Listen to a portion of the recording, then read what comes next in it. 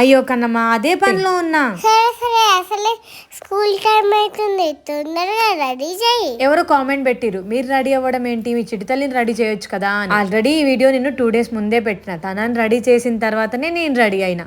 అనే ముందు కొంచెం ఆలోచించానండి ప్లీజ్. నాకేమో రెడీ అయితే చాలా నిద్ర వచ్చేస్తుందబ్బా. సరే, నేను రాధా లాగున్నానా గోపిక లాగున్నానా మీరే చెప్పండి. నా చిట్టి తల్లి నచ్చితే రాధే కృష్ణ అని కామెంట్ చేయండి.